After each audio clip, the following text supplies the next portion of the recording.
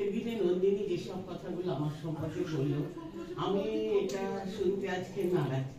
কিন্তু আমি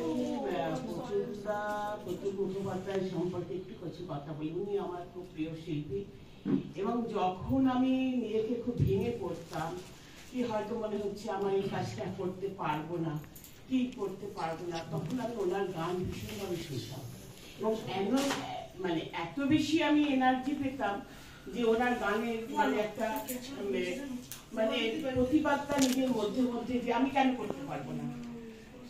এবং উনি যে সমস্ত গানগুলো উনি বিভিন্ন কবির বেঁচেছিলেন, সেই কবির গানগুলো মানে এত বেশি মানে এনার্জি দেওয়ার, এবং মানে যে হ্যাঁ করতেই পারবো হবেই, এরকম ধরনের ওনার প্রত্যেকটা গানের মধ্যে একটা যেন মানে থাকতো আর কি, মেসেজ থাকতো।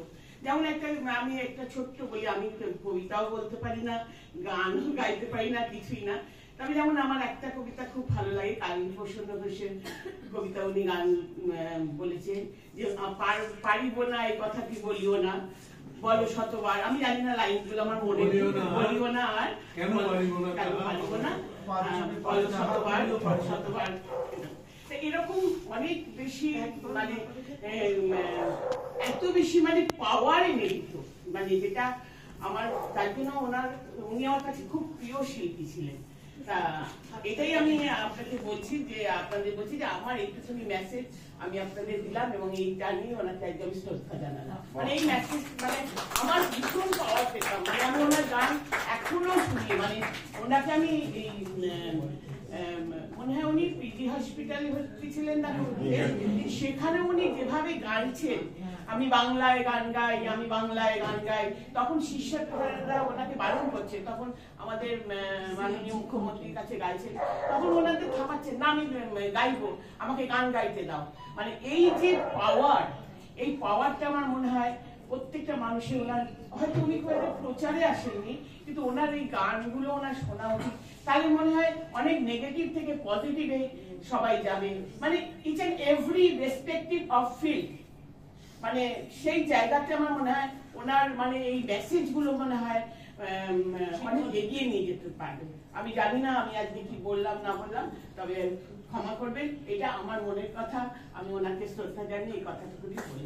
মানে আজ 15 বছরে বৌদিকে এই প্রথম দেখলাম আমি সামনে আসতে, কারণ মাইক্রোফোনের সামনে আসতে, কারণ বৌদি সবসময় ব্যাকে থাকতে পছন্দ করেন, কোনো সময় প্রচারের আলোতে আসতে চান না, কারণ উনি একটা সময় এত বেশি প্রচারের আলোতে ছিলেন, উনি জানেন যে ওনার কোথায় থামতে হয়। কিন্তু আজকে প্রতুল মুখোপাধ্যায় এতটাই ওনার মনে জায়গা করেছেন যে উনি আজকে দুটো কথা বললেন। আমরা সত্যি খুব সুন্দর বলেছো বৌদি, মনের কথা, কে কবি বা সাহিত্যিক সেসব দিক থেকে নয়, তোমার নিজের মনের কথা যে তুমি এভাবে ব্যক্ত করেছো, অনেক ভালোবাসা। তুমি এভাবে মাঝে মাঝে ব্যক্ত করো, আমরা তাহলে আরো কিছু জানতে পারবো, সমৃদ্ধ হবো। সত্যি কথাই আমরা ঘুরে ফিরি প্রতুলদার কাছে যাই। এবারে যে নিবেদনে যাব সেটা ভাষার ওপর।